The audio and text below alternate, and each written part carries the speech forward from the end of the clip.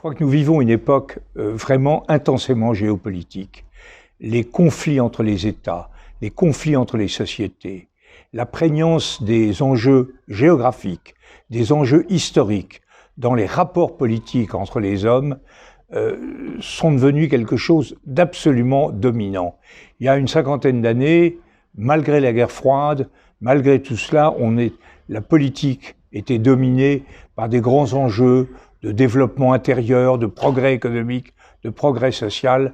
Là, nous sommes revenus à une période que je qualifierais de hobbesienne, du nom du philosophe du XVIIe siècle, Hobbes, qui disait que l'homme est un loup pour l'homme. Eh bien, quand l'homme est un loup pour l'homme, le géopoliticien paraît.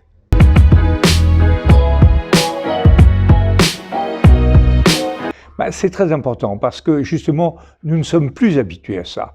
Nous avons été dans le passé des grands fauves. Nous sommes devenus des chats domestiques. Or maintenant, nous sommes à nouveau confrontés à la jungle.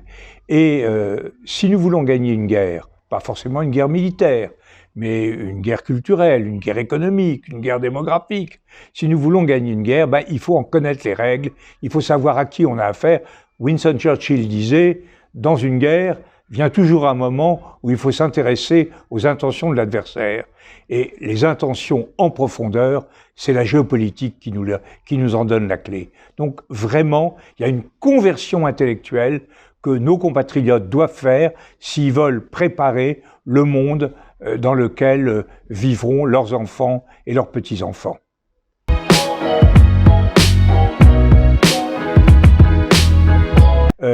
C'est une commission très intéressante qui rassemble des gens de différents groupes et qui en général s'entendent relativement bien. Vous savez, l'Assemblée nationale, c'est un peu un tohu-bohu en ce moment, pas dans la commission des affaires étrangères où on a l'habitude de s'envisager au lieu de se dévisager.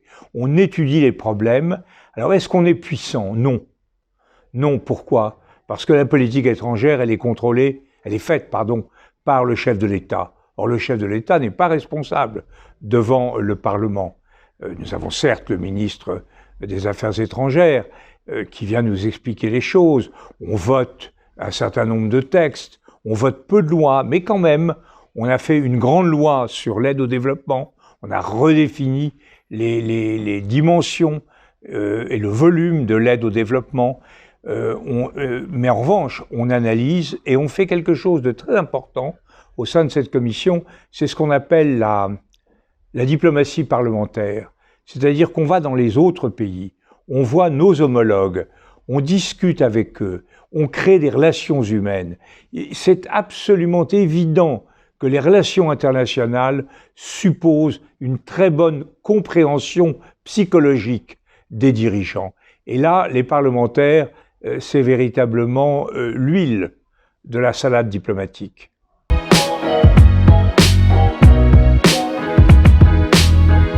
Micheron nous offre une analyse en profondeur d'un phénomène extrêmement important qui est le djihadisme. Et il nous apprend sur ce problème à réfléchir, à analyser, à comprendre avant de diaboliser ou pour certains d'idéaliser. C'est un outil de compréhension de notre monde, de notre pays, particulièrement utile par les temps troublés que nous vivons en ce moment. Nous sommes très fiers, je crois, tous les membres du jury sont très très fiers d'avoir pu primer ce travail de recherche intelligent, informé, documenté, équilibré et qui apporte sur une question capitale une lumière extrêmement précieuse.